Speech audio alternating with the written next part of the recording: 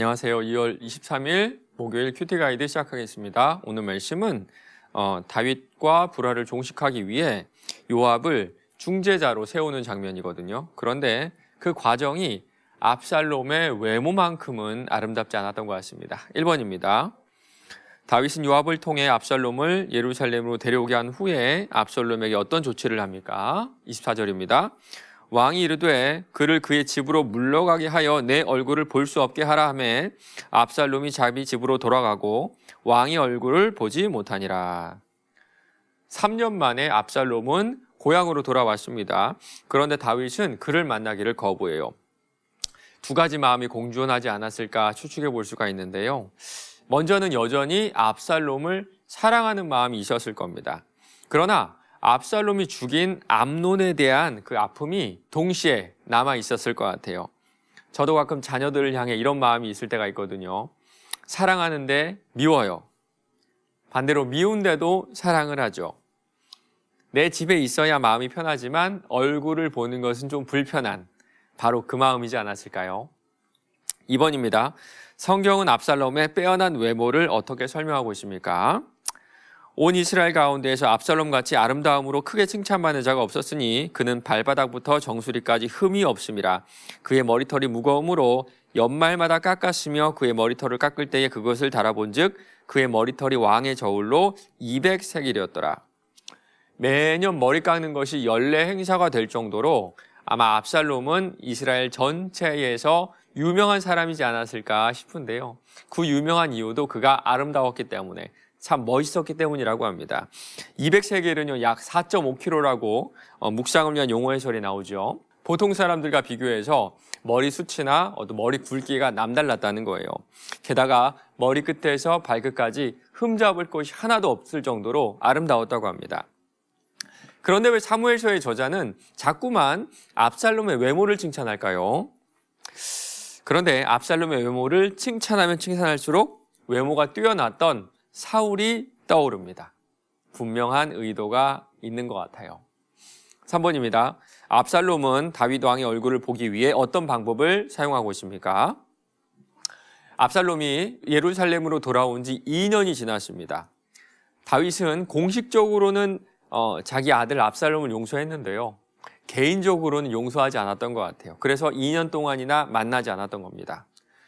압살롬도 처음에는 고향으로 돌아와서 너무 기쁘고 신나게 했지만 시간이 흐르면 흐를수록 이럴 바에는 이렇게 창살 없는 감옥에 있을 바에는 차라리 내가 도망갔던 외국에 있는 것이 좋았겠다라는 이야기도 합니다.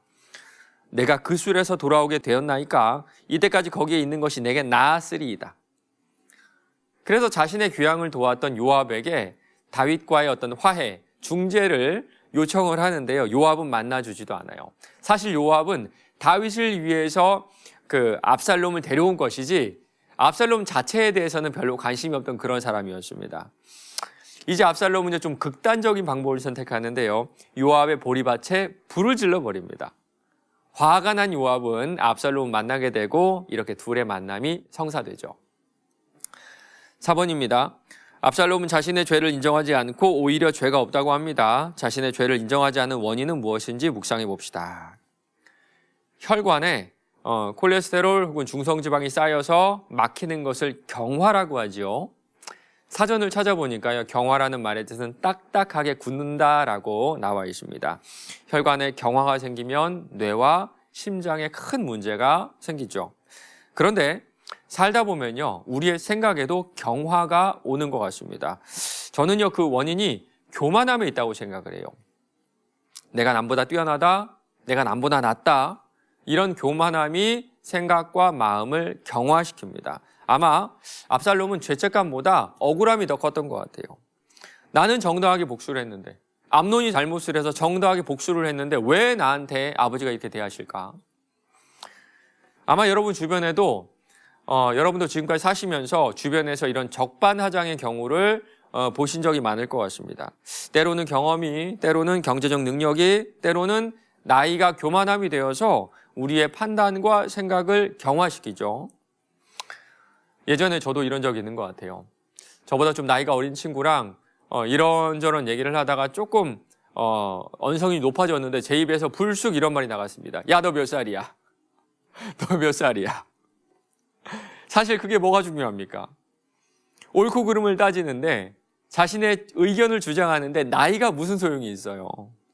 그러나 때로는 나이도 경험도 우리의 판단을, 생각을 경화시키는 것 같습니다. 맞습니다. 교만함은요, 우리의 영적인 눈을 가려버려요. 5번입니다. 성경은 압살롬의 화려한 겉모습은 칭찬하고 있지만 그의 신앙과 내면의 요소는 기록하고 있지 않습니다. 나는 어떤 삶에 초점을 맞추어 준비된 자가 되어야 하는지 생각해 봅시다. 돌아가신 저희 큰 외삼촌이 한의사셨거든요. 저 이모가 참 재밌는 분인데요. 오빠, 그러니까 당신의 오빠죠. 당신의 오빠에게 부탁해서 약을 지을 때마다 꼭 이런 멘트를 하셨어요. 오빠, 녹용을 한 움큼 더 넣어주세요. 오빠, 비싼 약재를 가득 넣어주세요. 아끼지 마세요. 그때마다 저희 큰삼촌이 저희 이모를 쳐다보시면서 이렇게 말씀하셨어요. 약보다 중요한 것이 마음에 화장을 하는 거야. 얼굴에 화장을 곱게 하는 것처럼 좋은 약을 먹기보다 마음에 화장을 하는데 조금 더 신경을 더 많이 쓰렴. 저는요, 30년 전에 들었던 이 말씀이 잊혀지지가 않아요. 지금은 돌아가셨는데요, 외삼촌을 떠오르면 생각하면요, 그때 그 장면이 딱 떠오르거든요. 참 신실한 장로님으로 교회를 섬기셨는데요, 우리의 인생에 무엇이 중요한지 그걸 아셨던 것 같아요. 사랑하는 성도 여러분, 여러분은 마음의 화장을 곱게 하고 계신가요? 우리 하나님은 외모가 아니라 중심을 보시는 분이라는 사실을 오늘 하루 깊게 묵상하시길 바랍니다. 오늘 하루도 내 중심을 곱게 다듬어 가시는 저와 여러분 되시길 바랍니다.